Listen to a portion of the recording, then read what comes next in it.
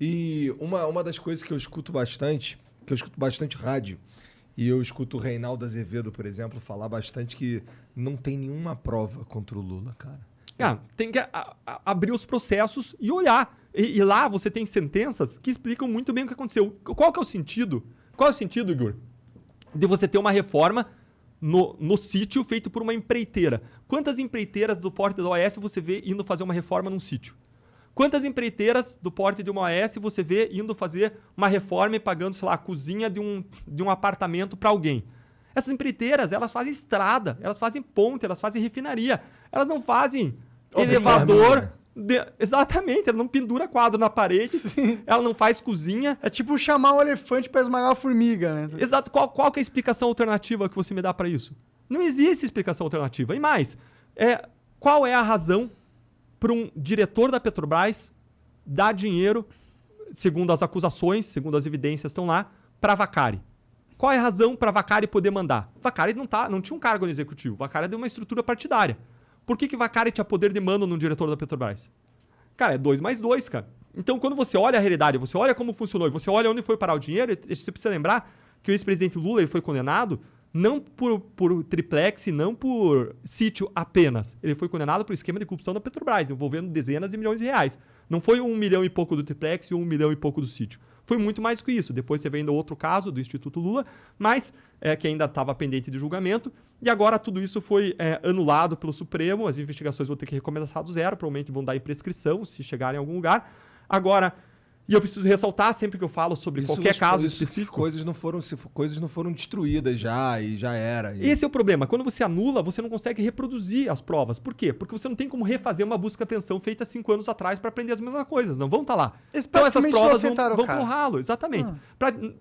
Eles anularam, eles garantiram impunidade. Sim. Mas eles não inocentaram, né?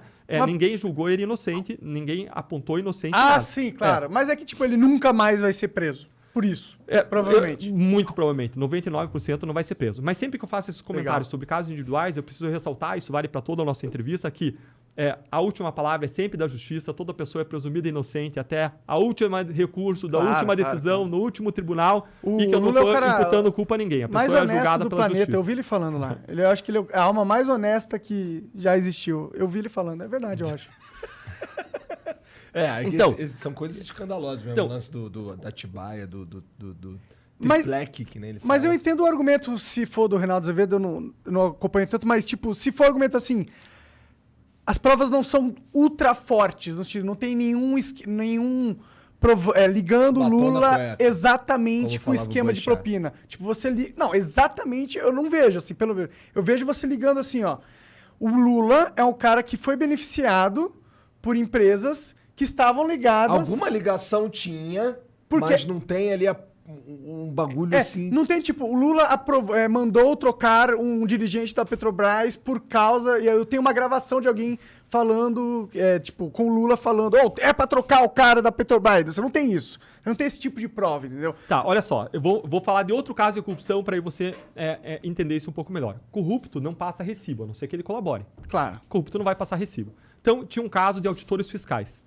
Os auditores fiscais, eles ligavam para os empresários e eles ligavam de telefones públicos para os empresários que eles estavam fiscalizando. E nessas ligações, eles combinavam de encontrar os empresários em supermercados, em lojas de imóveis, em outros lugares, e falavam, vamos lá ver umas lajotas? Eu preciso entregar lajotas.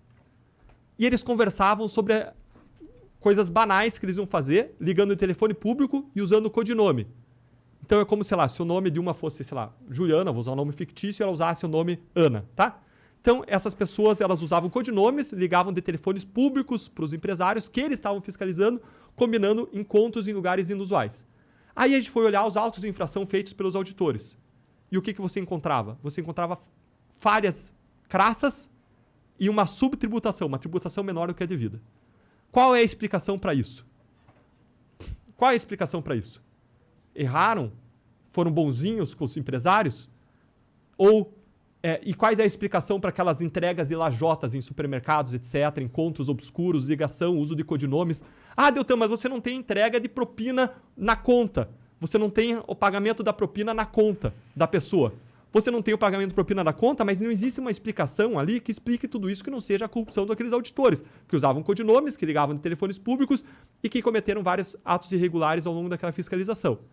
Então, várias vezes na corrupção você não vai ter o recibo, você tem que trabalhar com aquilo que a gente chama de provas indiciárias. A jurisprudência, o entendimento dos tribunais brasileiros é uníssono, é uniforme no sentido de dizer que quando você tem um conjunto de indícios, de provas indiciárias, isso pode levar a uma convicção, a uma formação de opinião mais forte, para além de uma dúvida razoável, e você condenar alguém. E quem entendeu isso em relação ao caso Lula, né, que depois veio a ser anulado, mas quem entendeu isso não foi Deltan, foram 15 a 20 procuradores da República que formularam as acusações. Mas foi um juiz que julgou esse caso. Mais, foram 3 embargadores independentes que revisaram esse caso. E mais, foram 4 ministros do STJ, vários deles colocados pela gestão do PT lá. Então, não é uma análise individual. Eles olharam o processo, olharam o conjunto de provas, pessoas, inclusive, falando que os recursos tinham vinculação, sim, com os esquemas. Então, existia essa ligação de delatores. Existia. Mas se essas pessoas não falassem, você apagaria o que aconteceu? Não apagaria. Não, agora, tinha o meu pessoas argumento falando. não é que eu acredito que o cara é inocente. O meu argumento é, tipo, eu acho que existem provas que seriam muito mais fortes do que a gente tem exatamente contra o Lula, entendeu? A gente tem provas, mas você não tem prova que coloque ele como cabeça da parada. Tem? Eu não sei. Se você entender como funcionava esse esquema... Mas é muito da quem conjuntura. Quem colocava os diretores da Petrobras? Não é claro. Exatamente. Você precisa da conjuntura para você não entender. Claro, e por isso que a gente explicou a conjuntura. Não, eu entendo. Mas... Quando você fala de lavagem de dinheiro, de crimes complexos como corrupção, não é simples. Não é simples. Você vê as lavagens de dinheiro feitas, gente, em nome do offshore, transações lá no exterior, de conta para conta. De um jeito que ia ficar muito difícil de pegar. Sim, exato, mas, por exemplo, ninguém faz para ser pego. Mas então se é tivesse complexo. uma conta do Lula na Suíça, do Lula, seria, tipo, Mas é que aí ele tinha que ser muito burro. Teria que ser muito burro, é isso. Alguns tinham conta na Suíça. Eduardo Cunha tinha conta na Suíça, Sérgio Cabral tinha dinheiro no exterior, mas a gente vê diferentes estilos de corrupção. Tem várias pessoas que talvez pensassem que a corrupção se justificava talvez por partido. E aí, só que o que a gente viu? Que essas pessoas, elas embolsaram uma parte do dinheiro. Então, isso a gente constatou, acusou várias pessoas com base nessa visão. Mais uma vez, lembrando que ninguém é culpado até o julgamento do último recurso, todo mundo se presume inocente, a última palavra é da justiça, mas a gente fez várias acusações mostrando que pessoas que tinham o discurso de partido, de que a gente escuta, que o que legitimaria que o dinheiro ia para o projeto de poder, etc., na verdade, todo mundo acabava embolsando também o dinheiro. Todos os casos, a pessoa embolsava uma parte do dinheiro. Mas claro que tinha gente que podia buscar arrecadar o dinheiro só para si, tinha gente que podia prestigiar mais o dinheiro para o partido para financiar a campanha eleitoral e manter um projeto de poder. Quando se olha uma corrupção do tipo Paulo Maluf, né, que você tinha centenas de milhões de dólares e foi objeto de acusações por ter centenas de milhões de dólares no exterior, quando se olha Sérgio Cabral, que tinha mais de 100 milhões de dólares no exterior, é um tipo de perfil.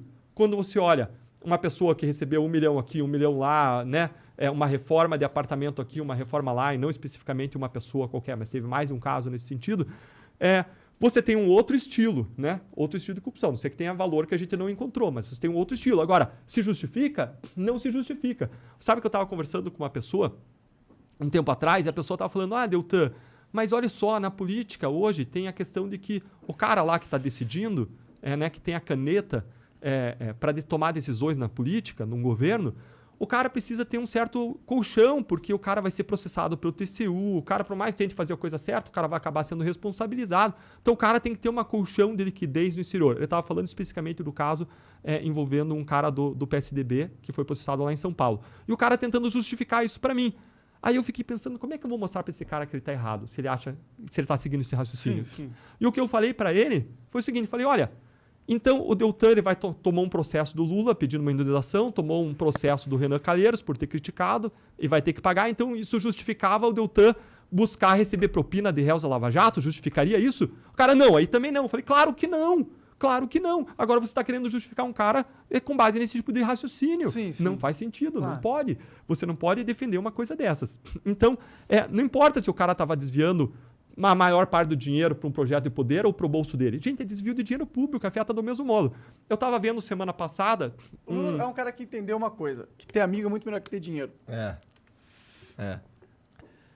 E sendo bem franco, assim, ele recebeu vários valores ali de palestras que foram valores que a gente não apontou nenhuma ilegalidade naquelas palestras. O caso foi arquivado. Então, Sim, assim, até ele tinha porque bastante todos dinheiro. os presidentes dos Estados Unidos fazem a mesma coisa, né? Vamos ser sinceros. Isso, Todo mas político faz é legítimo. O cara tem visibilidade. É legítimo. Ele estava ganhando dinheiro em cima da visibilidade que ele tinha, Sim. levando a causa dele, as visões dele. Nada de errado nisso. Agora, o cara não precisava disso, mas acho que o cara tá ali no meio, em que ele olha para os lados, vê todo mundo fazendo, as pessoas consideram isso normal. Como eu disse, normalizou na política, que o cara uma hora acaba recebendo uma parte. Eu não estou falando de fulano ou de ciclano, mas estou falando em geral, que a gente vê que os políticos uma hora eles embolsavam também, não só investir em campanha. Alguns tinham isso como propósito, embolsar a maior parte do dinheiro, mas outros pensavam nisso como projeto de poder. E eu lembro quando a gente foi para Bahia e eu e o Robertson, e a gente conversou lá com algumas pessoas, movimentos, a gente estava defendendo as 10 medidas contra a corrupção. Então a gente encontrava vários líderes da sociedade, o Robertson encontrou alguns líderes de uma comunidade local e explicou para os líderes as 10 medidas, explicou Lava Jato, e os caras tinham uma resistência em relação ao Lava Jato, eles eram de uma visão mais esquerda. Até uma hora que o cara falou, tá bom, roubaram, mas todo mundo sempre roubou para os ricos e agora estão roubando para os pobres. Gente, não tem isso de roubar para os pobres. É um equívoco achar que roubou para os pobres. Eu estava vendo um vídeo do Sérgio Cabral agora, semana passada, em que o juiz lá pergunta para ele, é um vídeo público, tá no YouTube, pergunta para ele, olha, vocês desviavam dinheiro dos contratos de saúde? Ele sim desviava eu e o secretário de saúde, a gente desviava 5% dos contratos de saúde. Mas antes da gente era 30%. Era 20%, 30%, como se fosse assim bonzinho, né? E ele até falou, olha, não tô querendo me pintar aqui de bonzinho, mas só tô reconhecendo a realidade. Antes era 30%, ó.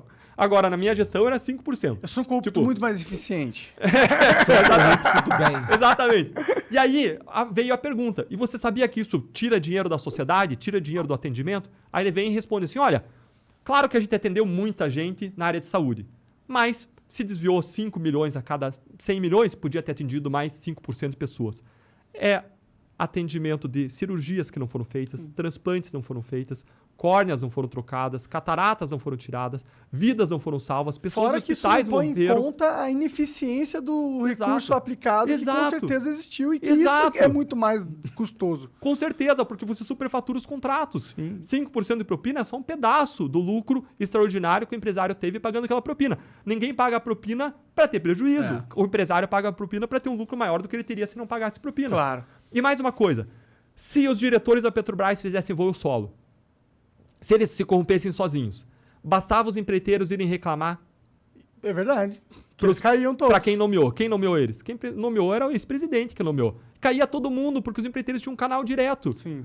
Esse esquema é um esquema que só funcionava se tivesse gente mais graúda envolvida. Pode crer. Quem estava em cima. Então, quando você entende o sistema, como ele funcionava, você vê que a liderança não eram os funcionáriozinhos da Petrobras, a liderança era político-partidária. E foi isso que a gente explicou naquela coletiva de imprensa, em cima da denúncia. A gente buscou explicar o sistema, porque era uma série de indícios, era uma série de indicativos que mostram, você precisa entender o modo como funcionava o esquema para você entender quem que estava comandando, quem era responsável. Isso, de novo, na nossa perspectiva, é o que está lá naquela acusação.